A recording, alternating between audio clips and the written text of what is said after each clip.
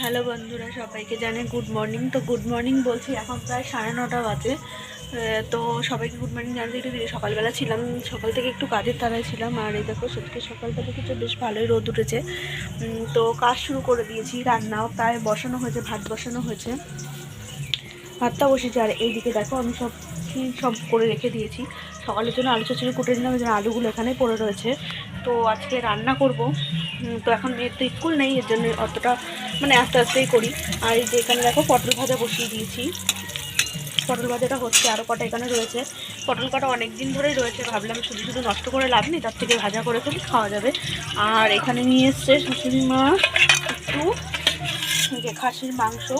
তো এটা রান্না করব, এখনও কিছুই রেডি করিনি, পরে করব। তো চলো রান্না করে নিই, আবার দেখা হচ্ছে একটু বাদে। তো পটল ভাজা হয়ে গেছে কমপ্লিট। এই যে পটল ভাজা তুলে রেখেছি, আর এই আলু চচ্চড়ি বসিয়ে দিয়েছি। তো এবার আলু চচ্চড়ি করে সকালে ভাতটা খাওয়া হবে। তো সকালে ভাত খেয়ে আর দুপুরে দেখি আবার কি রান্না করে, মাংসটা তো হবেই। আর দেখি কি করা যায়। তো রান্না করতে থাকি, করতে করতে আবার তোমাদের সঙ্গে দেখা। তো দেখো দেখতে দেখতে মাংসটাও বসিয়ে দিলাম, প্রায় হয়েই এসছে।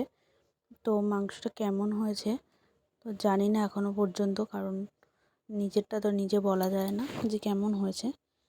আর এইদিকে আমার ঘর বাড়ি দেখো অবস্থা কীরকম, সব ফ্রিজ মিজ সব পরিষ্কার করতে নিয়েছিল। তোমাদের দাদা সেদিনকার বাড়িতে ছিল, তো কাজে যায়নি, সেদিনকার শরীরটা ভালো ছিল না, তার জন্য ফ্রিজ পরিষ্কার করতে নিয়েছে। তো আমার সব রান্না বান্না কাজকর্ম কমপ্লিট, এবার পুজো দিতে চলে এসেছি। পুজোটা দিয়ে নিলাম, আগে সকালেই পুজো দিতাম, এখন দিই না, কারণ সকালে এখন শীতের দিনের বেলা দেরি হয়ে যায়। তবুও দেওয়া যায়, কিন্তু দিই না ইচ্ছা করে, কারণ সকালবেলা জলটা ঢালতে গায়ে খুবই ঠান্ডা লাগে। তো রোজ রোজ করলে আবার ঠান্ডাও লেগে যাবে, এর জন্য দিই না, দেরি করেই দিই। এখন শীতকালটা, আবার গরম আসলে তখন দেখি, তখন আবার সকালবেলা দেবো। তো আর এদিকে দেখো আমার ঠাকুরগুলো সব অল্প অল্প ফুল, এখন আর ফুল বেশি পাওয়া যায় না। ফুল আর আগের মতো সাদা ফুল এখন ফোটেও না, গাঁদা ফুল দিয়ে পুজো দিতে হয়, তাই কেনা ফুল যথেষ্টই অল্প অল্প করেই দিতে হয়, কারণ রোজ তো আর মালা পাড়াতে আসে না, আর বাজারে যাওয়ার মতো কেউ থাকে না। তো এর জন্য পাড়ার থেকেই নিতে হয়, যখন পাড়াতে আসে তখনই নিই। আর এইদিকে আমার এইটার ভিতরে যে হাত দিচ্ছি, এটা দেখো শোকেসটার ভিতরে, এটার ভিতরে আমি আমার একটা ছোট্ট ঠাকুর আছে, ওখানে একটু ফুল দিই। এর জন্য ওইখানটার মধ্যে একটু ফুল না দিলেও হয় না শোকেসের মধ্যে। তো দেখতে দেখতে পুজোটা হয়েও যাচ্ছে আস্তে আস্তে। পুজো দিচ্ছিলাম আর মেয়েটা একটু ক্যামেরাটা ধরে দিচ্ছিল, তো এর জন্যই হাসলাম। পুজো দেওয়ার কাজ কমপ্লিট, আবার বিকাল হয়ে গেল, সন্ধ্যা দিয়ে কমপ্লিট, সন্ধ্যা দেওয়াও কমপ্লিট। এবার হচ্ছে চলে আসলাম দুটো মালপোয়া ভাজতে। আজকে সারাদিনটা যেন এই কাজকর্মের মধ্যে দিয়েই চলে গেল। অল্প করে একটু মালপোয়া ভাজলাম, ইচ্ছা করলো অনেক দিন বাদে। অল্প করেই করা হয়েছে যদিও বা, তবু খেতে মাঝে মধ্যে ইচ্ছা করে, তো সময়ের অভাবে করা হয় না।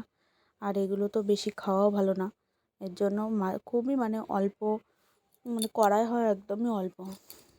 অন্য খাবারের মতো এগুলো হয়ই না। তো দেখতে দেখতে রাতও হয়ে গেল অনেকটা, করতে অনেকক্ষণ সময় লাগে। আর এদিকে মেয়ে বসেছিল ফুচকা নিয়ে, ওর বাবা নিয়ে এসেছিলো ফুচকা, অনেক দিন ধরে খাওয়ার কথা বলছিল, খাবে খাবে বলছিল ফুচকা, জন্য নিয়ে আসা হলো। আমিও খাবো। মেয়ে তখন রেডি করছিল, আমি এদিকে করছিলাম, আর ওর ঠাকমা ছিল না, আমার মাল দিয়ে আসতে গিয়েছিল, তাই আমি এগুলো করলাম। আমি যেমন পারি সেমনই করেছি, অত সুন্দর করে পারি না, তো যেমন হয়েছে সেমনই করলাম।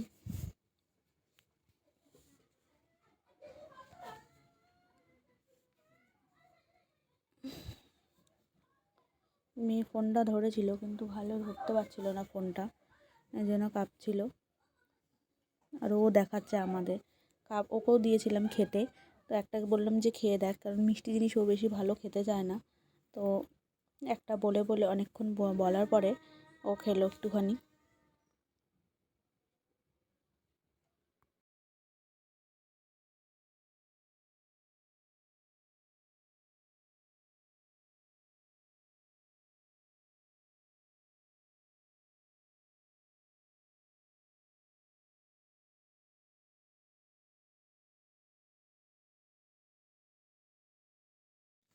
তো তোমাদের দাদাকেও দিয়ে দেওয়া হলো দুটো। ওর মা তখন ভাজা শুরু করলো, ও দুটো খেলো। খেতে খেতে অনেকটাই রাত হয়ে গেল। তো গুড নাইট সবাইকে।